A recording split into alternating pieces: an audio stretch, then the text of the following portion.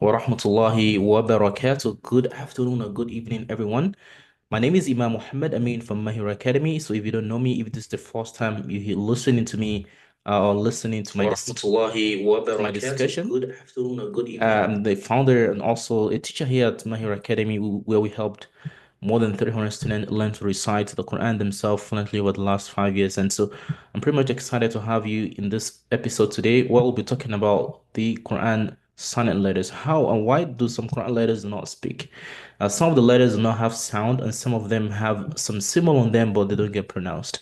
And so today we'll be looking into three things. We'll look into three rules. We'll look at the first part, which is the types of silent symbols that would denote when a letter will not speak or not have a sound. Also, we'll go into talking about the heavy sound of some letters where they have some kind of symbols of silence.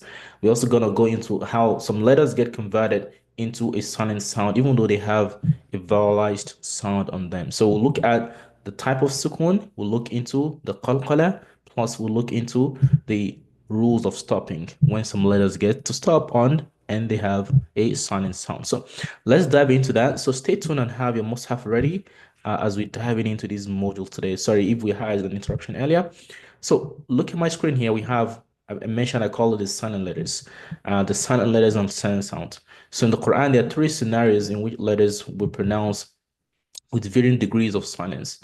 And so today we're going to look into the first part of it, which is the sound, the symbols that denote silence. So if you look at the screen here, you see I have two sound symbols. I have two symbols at the bottom of my screen here, and it's called the sukun. The sukun has itself is indicating a letter sound get shortened or a letter sound get cancelled entirely, or something happened to that letter that normally should have a sound, but it's not now having any sound anymore. Okay, so we call it the half circle sukun, the full circle sukun.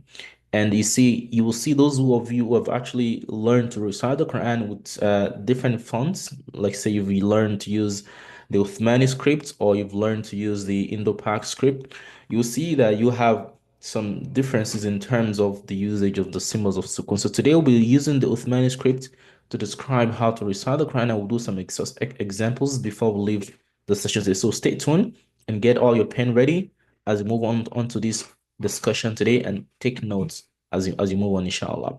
So let's come to learn about the first part of the discussion, which is about the sound. So the rule one is the type of sukun sound symbol. I mentioned earlier we have the half circle, we have the full circle sukun. So these two kind of sukun symbols are used in different ways. In the Uthmani prints, you will see that this half circle sukun is used to indicate a shortened sound of a letter. So the letter is pronounced, but it's actually not completely pronounced out. The voice is not coming out completely. And you see that as well, that this full circle sukun has a different use. It's used to aggregate the sound of a letter, right? When the word is being recited in the middle of an ayah. Sometimes when the word is at the end of an ayah, it doesn't work. So it will not make any effect on that letter. But the general rule of thumb is this full circle sukun will actually cancel out the letter at all all together. So the letter will be there, the sound is not gonna have any effect. So that letter will not speak, right? That letter will not have a sound, although it's there, but you see it's not going to be pronounced. The third kind of symbol, or will I say it's not a symbol at all, it's just some letters that do not have anything. If a letter has a, this is a ba, for instance, it has a half circle sukun, okay, it's b, right? It will have a sound that's so much shortened compared to when it has a fatha, when it's big like this. But you see the difference. But this one now is having a half circle sukun, meaning the letter sound is shortened. It's not completely pronounced. It's gonna be b, right? B, right? It's not pronounced completely.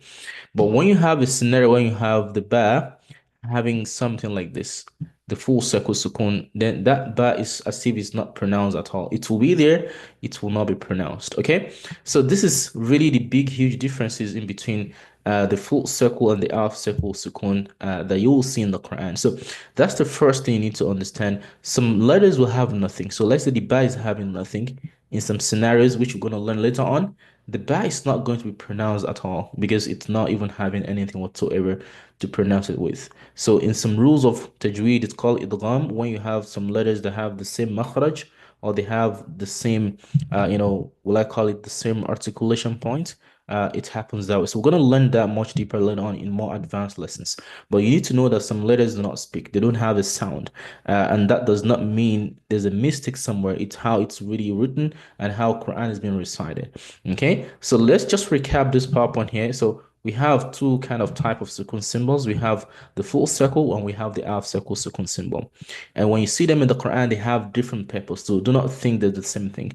The half circle sukun denotes a letter sound is shortened, meaning the letter is not pronounced completely fully. Okay, that's the half circle sukun. Like you see in this word here, but the hamza on top of the alif, of course, we learned that earlier on about the shape of the letters. The hamza is having an half circle sukun, so it's not going to be fully pronounced. So the sound of the hamza is going to be shortened, right? You see that. And the ha or the jim or the ba, they all have the half circle sukun, and then the sound is not completely pronounced out. So their sound is what is shortened. Okay, so here ba, ba, right? See, the hamza is pronounced, but the sound is not coming out. Or ab. We're gonna learn the second rule about some letters that have half circle sukun and why they pronounce differently. I didn't say ab, I said ab. So these are some letters. We call them the colloquial letters. We'll learn that in the next rule. This letter here is pronounced as yaj. So that's another one, right? Yaj. Right, you see how? Yaj. Yaj. And this is yah. Yah. You see, the ha is not gonna be pronounced as ha or he or ho. It's gonna be yah, yah, right? And so this is examples of shortened vowel sound when the letter is having a half circle sukun, right? And so you'll see more examples as we move on, and you can also practice and pause and practice yourself. Practice pronouncing these words. So the half circle sukun makes sure a letter is not pronounced completely, meaning the sound is shortened. So here, this is gonna be meat, meat, meat, right? You see, this is gonna be myth, myth, and this is gonna be yah, yah, and this is going to be yad, yad. What about this one? As, and this is gonna be as, as. So this is a very good example of how sukun works. The letter is there, but the sound is not completely coming out. A lot of kids have issues with understanding and applying rules of sukun. And so in our reading fluency program, we actually make sure kids able to understand this as young as 5 years old, learning the difference in terms of understanding the shapes and the sound of sukun, right? So let's talk about the second kind of sukun, which is the I want to have you all screenshot this, pause this, and actually check this and practice reading this yourself. And many examples, these examples. So the second kind of sukun is the one that has a small circle. It's really something I mentioned earlier. It makes sure the sound of the letter is not pronounced at all. There are two scenarios though. When it's in the middle of a recitation, it's only have one hal, meaning it's not gonna make the sound of that letter come out.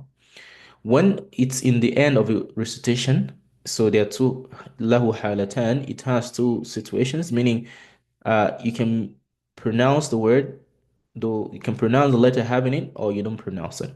So I go with that general rule that the full circle sukun cancel out the sound of a letter. It cancel out the sound of a letter. So that make it a lot easier for beginners to understand what this denotes. So this is not like the half circle sukun that helps the sound of the letter get out but get it shortened. This one actually completely cancel the sound of the letter. So the letter is pronounced as if it's not actually there. And so this is gonna be ana. So you're not gonna make elongation at all. It's gonna be ana, ana, or like here, or silu. All right, we'll learn med next time, inshallah. This one here, it's preventing the letter being pronounced. The alif, it's there, it's not being used, it's not being pronounced. So you don't worry about the alif at that point because it's never gonna be pronounced at all. So أرسلوا أجرموا كانوا. You see that? And these are examples. You'll see a lot of it in the Quran, many ayat. So when you see it on the letter, you make sure you don't pronounce that letter. You see some scenarios where you have it at the end of words.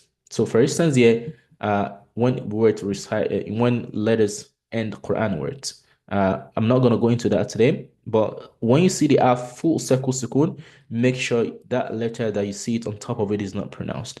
So for instance, here you have this ana, right? The way you're gonna pronounce is ana lakum, right? So you don't do any elongation, you don't care about the alif. Or here, lakinna, right? You don't pronounce this one at all. Lakinna huwa Allahu Rabbi. See that? So this is really, very smart and few examples of when the sukun are different and how they get pronounced. I mentioned earlier that the other situation for silent letter symbol is when they have nothing. They have nothing. So we'll learn that later on in more advanced topics, but just to kind of give you more insight and give you what you need right now as a beginner, there are two forms of the sukun symbols. We have the half circle, we have the full circle sukun. The half circle sukun shorten the sound of a letter, so the letter sound is not coming out completely. However, the full circle sukun ensures the letter is cancelled altogether. So to recap it again, there are two symbols of silence and there are two symbols of sukun in Quran. One, we have the full circle sukun or the half circle sukun. What does the half circle sukun does is it shortens the sound of a letter. So the letter is there, but its sound is pronounced reduced, right? It's shortened. However, the full circle sukun abrogates the sound of a letter. The letter will not speak or have any voice at all, right? Like the example I mentioned previously. لكن هو الله ربي in Surah Al-Kahf, ayah 38, right? In Surah Al-Kahf, لكن هو الله ربي ولا أشرك به أحدا. Or Ana lakum, right? Ana lakum nadhirun mubin. So these are examples that you'll see in the Quran. And when you see them, you're not actually pronouncing them. So let's talk about the second rule of silence, which is when you have some letters having the after sukun on them, but they get pronounced heavily. This is called qalqala in the Tajweed of the Quran. So qalqala, there are five of those letters. Whenever they have one of the kind of sukun I mentioned earlier, the alf circle sukun, they get pronounced with echo. It's called qalqala, right? It's a sifat. This is among الصفات غير متضادة. The sifatu lazima, the word, the letters will have all the time. Okay, they have it all the time, and these are these five letters: the qaf, the ta, the ba, the jim, the dal. All right. So these are those five letters. Whenever and anytime you see them having the alf circle sukun, they get pronounced with echo sound. So I have an approximate examples of how you pronounce them here. So qa, there are two scenarios, but use q, or the ta, to. The ba is gonna be b. The jim is gonna be j, right? And the da is gonna be d. Anytime they have the alf circle sukun, sorry, it's whenever they have alf circle sukun, right? Like here, maq'ad, maq'ad, right? Nut'imu, right? Sab'a, litajriya, right? Yazid, yazid, right? We'll learn now how to stop on letters. So without stopping, this will be maq'adi, right? Or nut'imu, sab'a, litajriya, yazidehu, right? Yazidehu. This is those five letters. Whenever they have the alf circle sukun, uh, you give them the echo sound, the qalqala. So quickly, let's go into the third rule, which is what we're gonna use to round up the topic today. And so you can go and practice many examples of sukun, wherever you find them in the Quran. So going to the third rule of today, which is converting vowel sound to sukun. So when you stop on letters in the Quran, some letters, when you stop on them, the haraka or the vowel sound they have is converted to a sukun. You rather give those letters sukun when you stop on them, right? When you stop on them, they get sukun. And what are those sound when you see them on a letter that you give those letters sukun whenever you stop on them? When you see a kasra on a letter, we've learned that last week. When you see a dhamma, when you see a fatha on a letter, Those letters, when you stop on them, they get half circle sukun, with the exception of the round ta. So go check the video we had a month ago. We talk about the different kind of ta. We have the open ta, ta'ul maftuh. We have the ta'ul marbuta. So the open ta will normally follow the similar rule of all letters having fatha, kasra, dhamma. However, this kind of ta, the round ta. So the round ta will not have that rule. It will be converted to a ha, right? A round tile will be converted to a hat, and at the same time, it's gonna be having the hat is gonna have what? The hat is gonna have a half circle sukun, right? So when you stop on the letter, like here, Alam nashrah laka sadrak. See, the kaf here is having a fatha. But instead of saying sadraka, I said sadrak. So I give the ka a half circle sukun.